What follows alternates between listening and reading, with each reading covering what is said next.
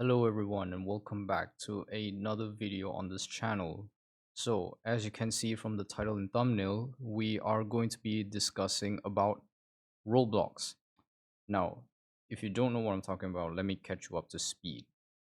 So around 10 or 11 days ago, the CEO of Roblox, David Baszucki, sat down with Casey Newton and um, Kevin Roos from the Hard Fork podcast and the New York Times to discuss about the Roblox's new age verification technology. And I'm going I'm not going to sugarcoat this. This might be one of the worst interviews I've ever had the pleasure of sitting through.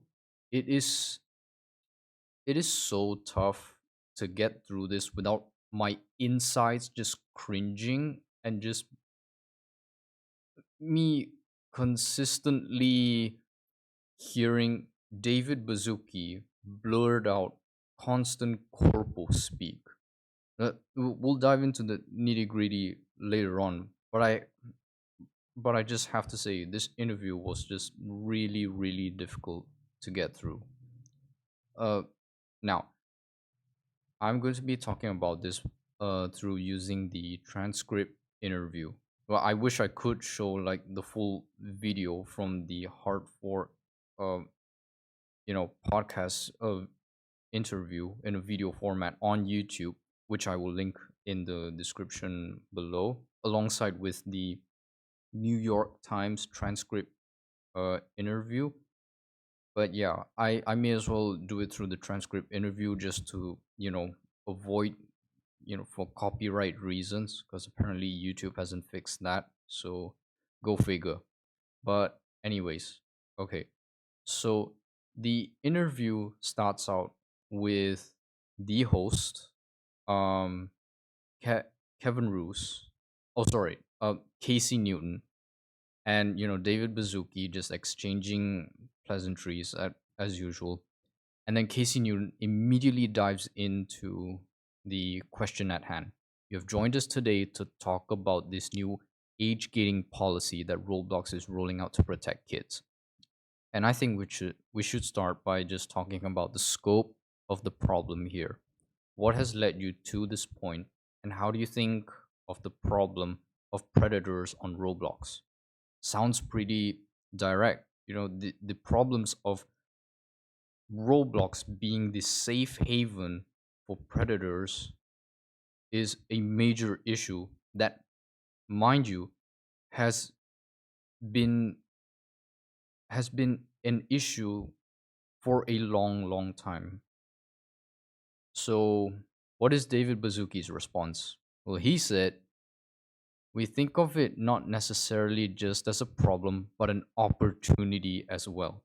How do we allow young people to build, communicate, and hang out together? How do we build the future of communication at the same time?" So we've been, I think, in a good way, working on this ever since we started. And when this was almost 18 or 19 years ago when we first launched the company, and we had just four of us sitting in a room. We were literally the moderators. Like, we would rotate all the time. And so, fast forward to where we are today, it's just like every week, what is the latest tech? At the scale we're at, 150 million daily actives, 11 billion hours a month. Like, what is the best way to keep pushing this forward? And as you correctly note, we've just started adding that we're going to be using facial age estimation with AI to complement that. I'm going to stop that. I'm going to stop just for a second and just show this blatant response of what David Baszucki thinks about the problem of predators, because this is just a full on display of unhinged lunacy. May I remind you, he said, "We think of it not necessarily just as a problem, but an opportunity as well." Just let that sink in for a moment. What kind of a delusional response from a CEO of a multi-billion-dollar company whose whose majority of its player base are minors. They're under 18. I don't know how much of a blunder this is, but it's huge. I bet even chess players losing their queen on the chessboard doesn't match up this big of a blunder. And this is just a few minutes from the start of the interview, and already your reputation is just tarnished beyond recognition. It is mind boggling how you manage to respond to this. It's absurd. An opportunity as well. Now, maybe let's look at this. If he meant an opportunity, as in an opportunity to, innovate their new AI age estimation technology, um, to, control and maybe thwart the efforts of, like predators on Roblox, that still doesn't make it any better. Like, even if he meant that, the phrasing is just abominably bad. It's terrible. You cannot use opportunity and child predators in the same sentence. It just doesn't work. Also, David Bazuki, I want to remind you, you're on a podcast, for Christ's sake. Like, this isn't a private meeting, it's a recorded, transcribed interview with the New York Times, and it's on the internet. You're getting a ton of flack for this. Moist Critical has already made a video about you, and so have many other YouTubers on this platform. You've basically set yourself on fire. And what's worse than this is that you show no empathy. You show no empathy for those families who have had their children suffer such terrible fates on this platform. I'm not going to say what they are, but you damn well know what they have gone through. Th- This is terrible. You're calling this nightmare an opportunity. It, again, full display of what you actually care about. This this response has just poisoned the entire interview. Every subsequent answer from here on out will be judged through the lens of this this guy, David Bazuki, the CEO of Roblox, just says call predators an opportunity. Amazing, absolutely amazing. You couldn't have worded a worse response than this. So, all right, fair enough. You know what? You do you. Okay. So moving on to this, Casey Newton talks about, right. So tell us a little bit about how this works. All users of Roblox now, if they want to communicate with others, they're going to have to kind of submit to a face scan. David Bazuki says that's correct. And I think long-term face scan isn't the only signal. Like, mathematically, the more signals that are convoluted, the better the accuracy and the better we can get. So we already have signals. We have behavioral signals, we have photo ID upload signals, we have user suggested age, but we're complementing that with a facial age estimation signal that literally, in an ephemeral way, use your phone, use your PC, scan an image, do a good AI estimation. The image isn't stored, and start using that to complement all the other things we do. And we already do a pile of stuff. We have very, very good text filters. There's no image sharing. We're doing a bunch of monitoring, but adding one more signal to that can really help us make cool decisions. Kevin Roos chimes in and says, I want to learn more about this face scanning technology. But first, I'm just struggling to understand exactly how many of your users are which ages. My impression from the outside as a non-daily active user on Roblox is that a lot of kids who are 9, 10, 11, 12 are on the app. What is sort of the most popular age band of active users on Roblox? So, all right, I'm going to break away from that again and talk about this section, how the facial age verification technology works, according to Dave Bazuki. So, Bazuki explains the new facial scanning system as one of quote unquote multiple signals combined with behavioral data, photo ID, and user reported age. On paper, that sounds incredible. Like AI uh, helping out with, age gating technology. But here's the thing: in the practical sense, there's still so many concerns behind the scenes. Like, first of all, uh, compliance issues. Like, there's the GDPR compliance questions for European users. Remember, David, Roblox is being used by millions of people across the world. Like, this system has to be in compliance, and I'm not sure this platform of yours can even handle that. I mean, just look at your predator problem. It's still rampant like a raging fire. It hasn't been smothered yet. So that's one thing. And here's another thing.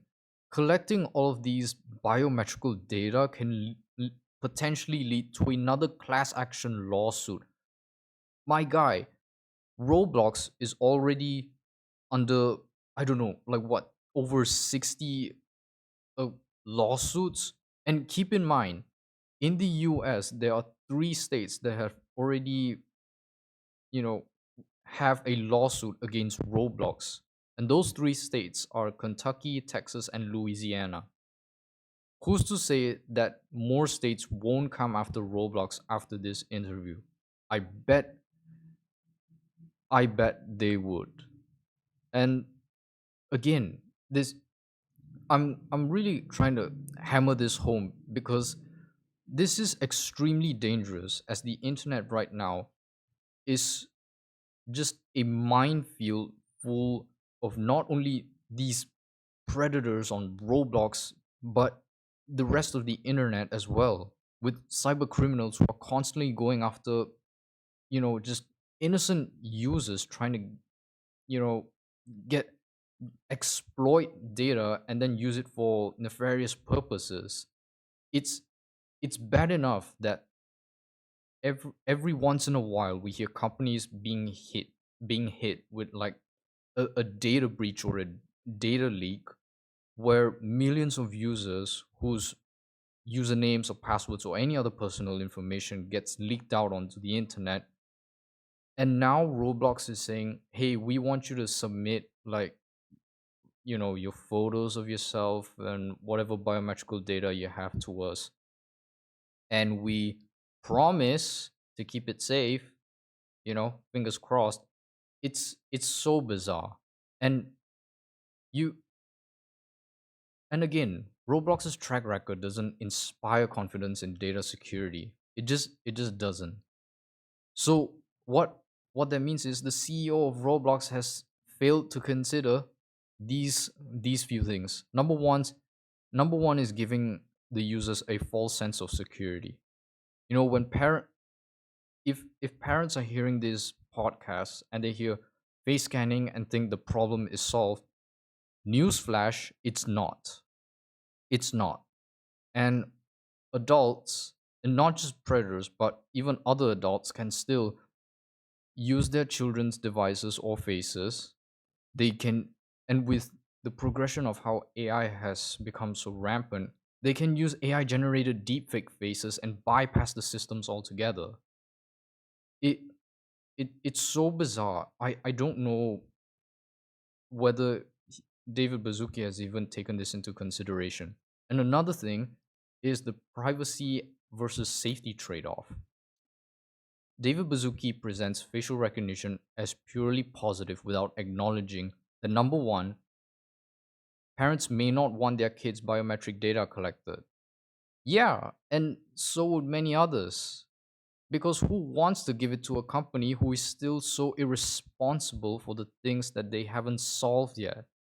And number two, hackers, cyber criminals specifically, can still target your databases with children's info. Imagine that. Like, if a hacker or any other cyber criminal, God knows what they can do, gets into a database and potentially just steals a ton of, you know, children's data. What then? An apology at that circumstances? Yeah, that's not gonna help. It's not. And so the it's just I'm running out of words to describe how much of a dumpster fire this thing is. And again, it's still in early part of the interview. We're not even halfway through yet. And w- my another question of mine is the timeline that this is being implemented. I'm using the word implemented very, very loosely here. Um, Rolling this out during criminal investigations and lawsuits, that's a display of reactive. It's not a proactive safety culture. Meaning you only did this when your foot is being held to the fire. If it wasn't, then you wouldn't do it. So if this was so important, why wasn't it done before? It's it baffles my mind. Uh I'm done talking about this. I'm just gonna go to the next part. So this next part of the interview has got to be again one of the most cringe inducing moments I have ever heard. So we go all the way towards like the middle part of the interview. So Kevin Roos says, so just so I have the clear response, the argument is that the shift has been from a more manual safety team and system to a more automated review process that may do a better job even if it costs less to operate because, and then David Bazuki just chimes in and says, yeah, I would actually lean in harder. The shift would be constantly moving to higher quality, more accurate and more diligent systems. Can we review more? Can we do more better? And say you and I were a system. What is the best way to review every single image going into Roblox at higher and higher quality? And say we figured out the best way to do that is to do it with better and better AI models. Would you pick that? Kevin Roos says, yeah. Bazuki says, good, so you're aligning with what we did. High five. Kevin Roos replies, but I've also been covering social networks. And then David Bazuki cuts cuts Kevin Roos off and says, thank you for supporting our Roblox decision matrix. Kevin Roos comes back and says, but I also remember 15 years ago when Bazuki cuts him off again and says, I'm so glad you guys are aligned with the way we run Roblox. High five. And then Kevin Roos comes back again and says, right, I also remember 15 years ago when Mark Zuckerberg was saying, and once again, Bazuki comes in cutting him off again and asks, is this a stealth interview where actually you love everything we're doing and you're here to stealthily support it? Wow. Actual wowzers. Like watching this happen on the podcast or even just hearing it makes me want to throw up in my mouth so much. So, all right, let's break it down. What happened here? Kevin Roos asks if the shift to AI moderation is about cost savings. Bazuki sets up a hypothetical, gets Roos to agree AI is better than manual. which again, there's so many problems with this. I want to iterate. Look, AI is not completely bad. AI helps speed up processes. It also helps um, detect anomalies where sometimes us humans can miss out. That's perfectly fine. If there was some mix and mash between, you know, human human evaluation along with AI coming to help, these two systems can complement each other to help produce a better result in terms of their, age gating technology. But to say that AI can completely do like everything and replace, human evaluation, that's not how it should go. Because again, no matter how good your AI model is, there is always the chance of a hallucination, meaning the AI could produce like false positives or false negatives, which again, on a platform that is predominantly used by minors, is also a safe haven for predators which you have not solved. So anytime any one of these systems malfunction in the worst possible way, it could lead to some disastrous consequences. I don't know what is this. Why do companies constantly think that AI can completely replace humans? It's just totally insane. We're not at that stage yet. But anyways, I'm getting ahead of myself. So David Bazuki then repeatedly interrupts with the high five and the thank you for supporting our Roblox decision matrix. I'm so glad you guys are aligned and blah blah blah, whatever. This this does nothing more than just reveal the kind of character that David Bazuki is. When he's under pressure, he becomes sarcastic and hostile. He shows contempt for journalists who are doing their job, ex- exposes his need for affirmation, and and again con- has just confirmed to us our worst suspicions about his priorities. And so again, what did he fail to consider? His repeated high five remark, saying it once was already awkward, twice that's uncomfortable, three times something is wrong, right?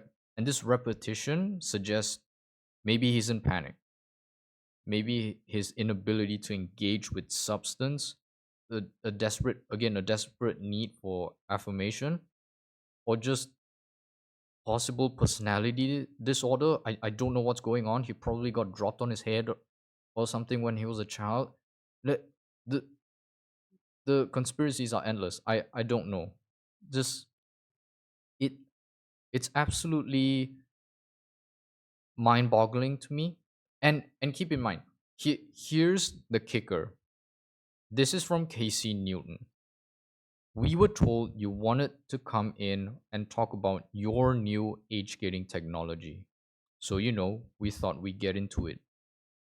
And here comes the bombshell. Keep in mind, this entire interview happened because David Bazuki went to the New York Times and agreed to do it. It wasn't the other way around. It wasn't the New York Times basically asking David Bazuki, hey, do you want to come on our podcast or something? No, it's literally the other way around. So David Bazuki basically just self sabotage himself.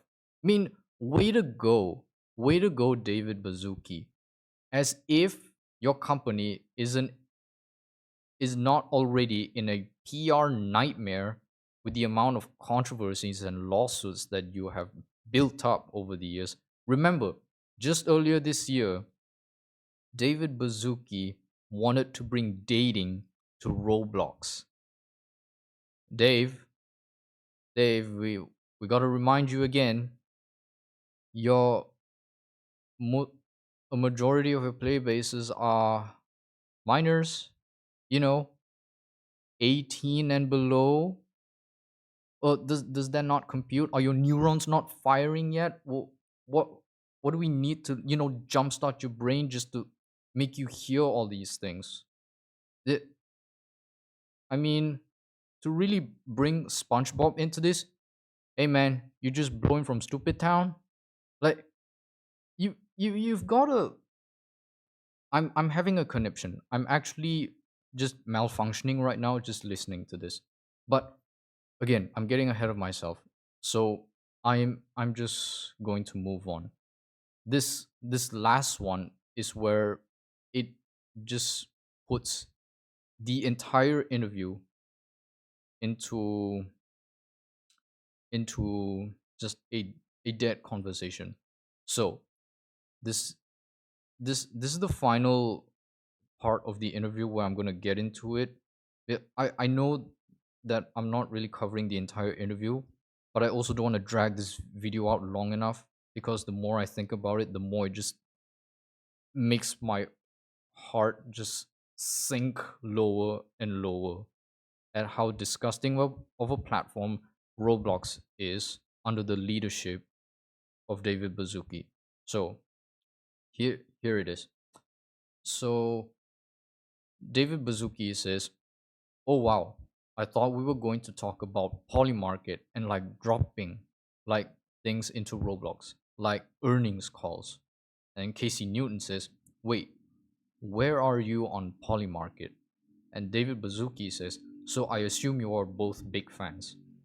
Casey Newton says, "We've talked a lot about prediction markets on the show." And then Kevin Roos says, "Yep."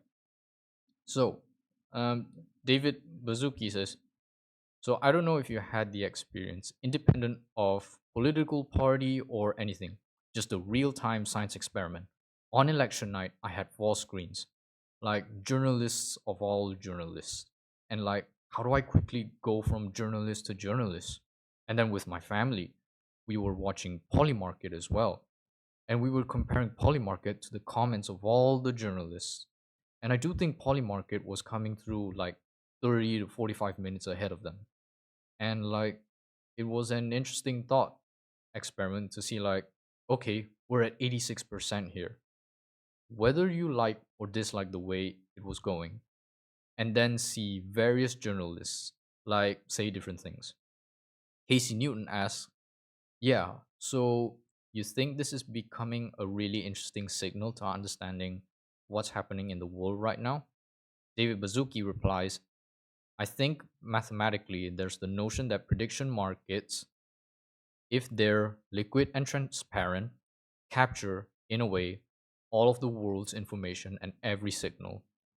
And if there is one election counter way out in the corner in some weird county that knows it's going to go this way, if they could go bet $10,000, like that's going to nudge the thing and make the information more perfect. So I'm a huge fan of that.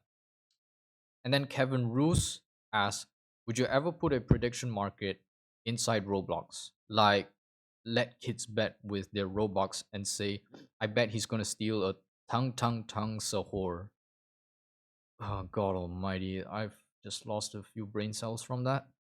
And then Casey Newton chimes in and says, or I bet he's not gonna dress to impress. David Bazuki replies, we would. I think we would have to do that. Once again, I'll share some of the complexity. Every single country in the world has different legislation around loot boxes and kid gambling. And so we would have to be, it sounds very fun and obvious. Like, I love that. Kevin Roos says, oh, to be clear, I think this is a horrible idea. Newton and Bazuki share a laughter. And then Kevin Roos says, I was just interested if you were thinking about it.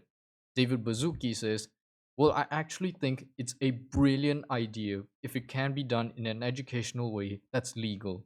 And so imagine no free Robux, no free prizes, just a game called the Dress to Impress Predictor. Whether it's not like where it's not like trying to get kids money or anything like that, I would be a big fan of it. And then Newton says, interesting. Kevin Roos says, sarcastically, yes, start them young. That's what I always say. When it comes to gambling, you're never too young. Wow. Um, damn. Uh, I'm I'm speechless. Um, this is insane. All right, so again, I'm gonna break this down. Newton asks what else David Bazuki wanted to discuss. Bazuki immediately pivots to Polymarket, which is the prediction market, describes watching it on election night, praises it as information signal ahead of journalists. This is once again, this reveals his true interests in in a position where he's the CEO of Roblox.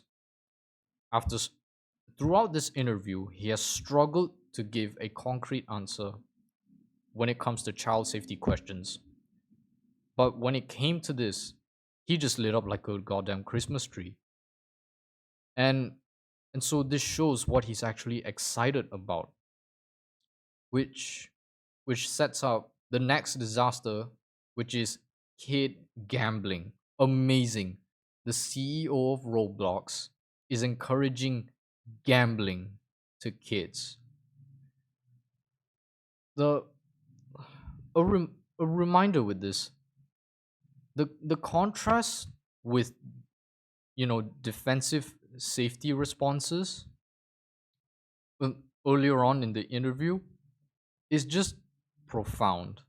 When it came to safety questions, he was so hesitant to give a concrete answer and say, yeah, we are failing in this front, but we're doing everything we can to improve, which I guarantee you're not. You're just not. But when it came to things about Polymarket, he became so animated and engaged in it.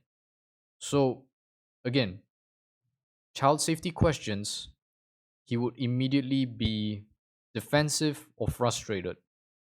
But when it's Polymarket questions, he was enthusiastic and went into details. Too much, I think. It's just too much. So we, with these kinds of responses, it's hard to claim that safety is now a top priority, which again, it never was, and I don't think it will be. So, and another thing, Polymarket is unregulated gambling. David Wizuki praises the platform that allows real money betting and was used for election betting. He watched it on election night, and all of this comes right after the lawsuits on child safety. Keep in mind, the Roblox is still facing over, I think, what, 60 plus cases of legislations and lawsuits, including the three states: Louisiana, Kentucky, and Texas. So you've got a lot of heat on your Roblox. It, it's just wild. And again, Kevin Roos jokingly suggests prediction markets for kids in Roblox. But David Bazuki took it in strides and said, "Yeah, I actually think this is a brilliant idea." What what on earth, David Bazuki? Did how how did he get this position? I I'm so curious a- at at the point of his leadership. I'm he should be fired for this. It's it's it's insane. Like, again, this is a CEO who proposed to have dating in Roblox. Just so you guys know, it's insane. I'm I'm done talking about this. Again, if you guys want to have the links to the sources, like the transcribed interview from the New York Times or the Hard for podcast interview on YouTube, I will link those two sources in the description below. But yeah, that's enough from me. I'm done talking about this. So uh yeah, and also to those who are still playing Roblox, please stay vigilant and be safe.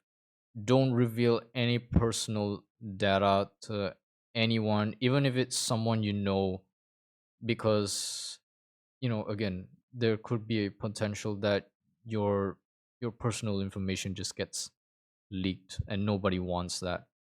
Just avoid sharing any personal information. It's the best we can do, because clearly your your dear old CEO doesn't give a damn. So yeah, that's really about it, guys. um I hope you all have a great day or a good evening wherever you are in the world. Stay safe and stay healthy, and I'll see you guys in the next one. Goodbye.